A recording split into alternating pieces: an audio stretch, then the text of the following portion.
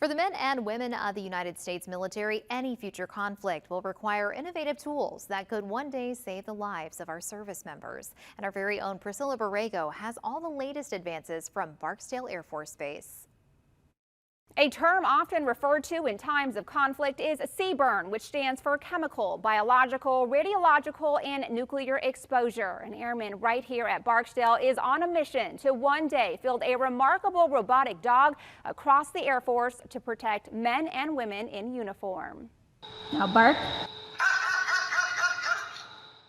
Master Sergeant Dominic Garcia was reflecting about his deployment to Syria in 2017. Struggling to adjust back to normal life, he replayed distinct moments over and over again in his head. I was replaying how to make those moments better, how to make them safer, because I understood that me, myself, and the person that I was with wouldn't be the only ones to encounter that, especially the way, the climate environments are moving forward now. The concept of constructing a robotic dog is to improve the safety of the K9 team's mission, sparing them from possible exposure to potentially hazardous environments. After running into some obstacles, a networking opportunity presented itself. And I met Ghost Robotics, and I was like, hey, you don't know me, I'm just some guy. Can you guys do this? And they're like, well, we can't do it yet, but that doesn't mean we're not willing to.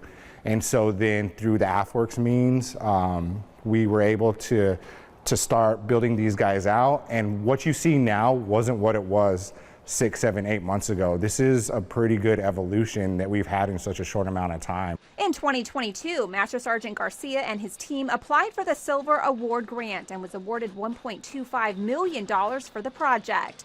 He partnered with Ghost Robotics, who agreed to build the parts. Once the parts were given back to them, they began assembling 2 robotic dogs. This is the first robotic platform in the Air Force that can do what these robots do. The dogs have been tested on functionality, including their capabilities to tackle CBRN incidents.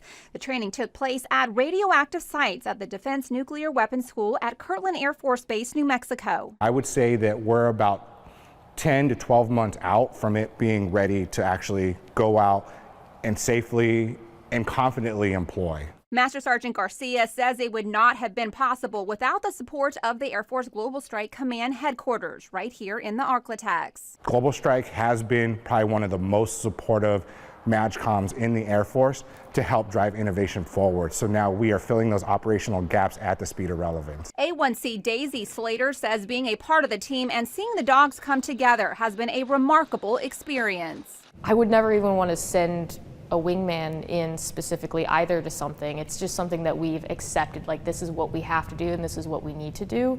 But this project is really exciting because it takes the human aspect out of possible errors that could happen, and it multiplies our capability, and it saves people, and that's very impactful, especially since I'm somebody that would be going downrange in a scenario, and I have people to go home to. The dogs, named Adam and Chappie, have been proven to function successfully in many different types of terrain, including negative 45-degree weather and high-temperature climates to surpass 120 degrees. We can run them upstairs, downstairs, gravel, ice, snow. There's not really any terrain that we can't run it through. The dogs are controlled by a small handheld device, making it very user-friendly. Soon they'll be able to be sent into combat and other dangerous situations. Instead of a real canine dog and airman, the dogs will be able to detect dangerous chemicals and relay the information downrange faster. And so you're able to read that there's a threat?